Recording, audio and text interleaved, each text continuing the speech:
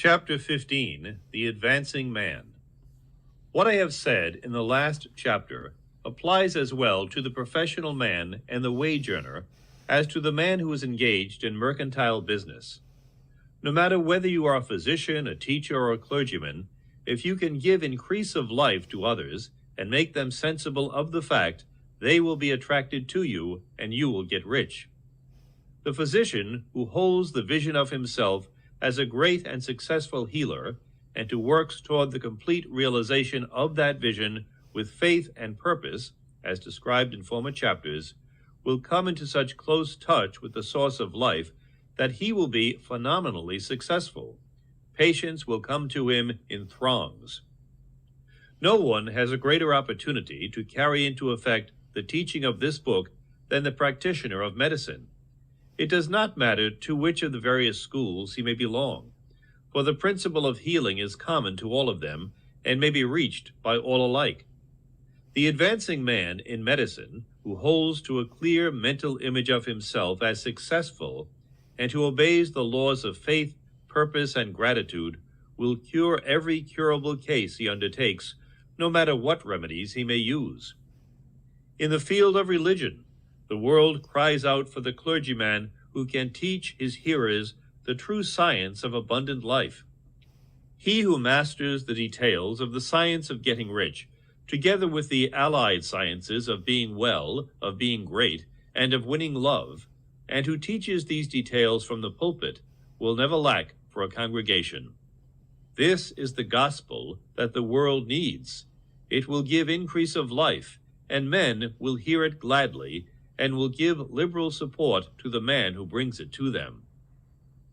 What is now needed is a demonstration of the science of life from the pulpit. We want preachers who can not only tell us how, but who, in their own persons, will show us how. We need the preacher who will himself be rich, healthy, great, and beloved, to teach us how to attain to these things.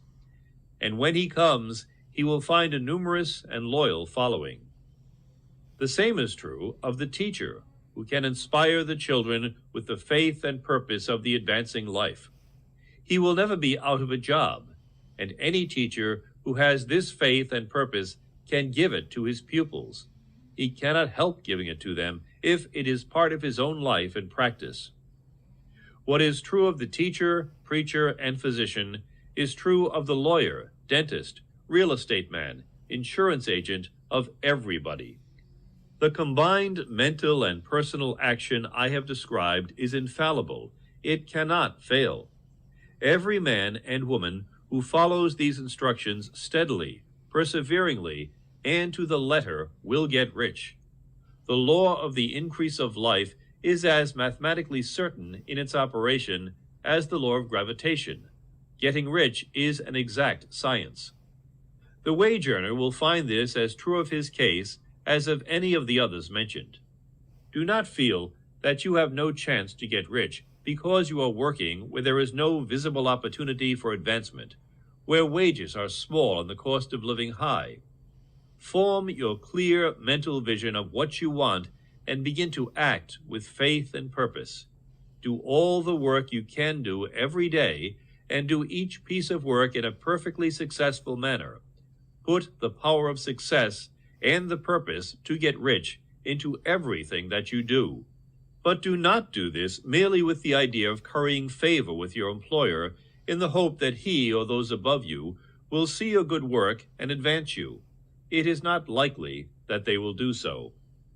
The man who is merely a good workman, filling his place to the very best of his ability and satisfied with that, is valuable to his employer, and it is not to the employer's interest to promote him. He is worth more where he is. To secure advancement, something more is necessary than to be too large for your place. The man who is certain to advance is the one who is too big for his place and who has a clear concept of what he wants to be, who knows that he can become what he wants to, and who is determined to be what he wants to be. Do not try to more than fill your present place with a view to pleasing your employer. Do it with the idea of advancing yourself. Hold the faith and purpose of increase during work hours, after work hours, and before work hours. Hold it in such a way that every person who comes in contact with you, whether foreman, fellow workman, or social acquaintance, will feel the power of purpose radiating from you, so that everyone will get the sense of advancement and increase from you. Men will be attracted to you, and if there is no possibility for advancement in your present job, you will very soon see an opportunity to take another job. There is a power which never fails to present opportunity to the advancing man who is moving in obedience to law. God cannot help helping you if you act in a certain way. He must do so in order to help himself. There is nothing in your circumstances or in the industrial situation that can keep you down. If you cannot get rich working for the Steel Trust, you can get rich on a 10-acre farm. And if you begin to move in a certain way, you will certainly escape from the clutches of the Steel Trust and get onto the farm or wherever else you wish to be. If a few thousands of its employees would enter upon the certain way, the Steel Trust would soon be in a bad plight. It would have to give its working men more opportunity or go out of business. Nobody has to work for a trust. The trusts can keep men in so-called hopeless conditions only so long as there are men who are too ignorant to know of the science of getting rich or too intellectually slothful to practice it. Begin this way of thinking and acting, and your faith and purpose will make you quick to see any opportunity to better your condition. Such opportunities will speedily come, for the Supreme, working in all and working for you, will bring them before you. Do not wait for an opportunity to be all that you want to be. When an opportunity to be more than you are now is presented, and you feel impelled toward it, take it.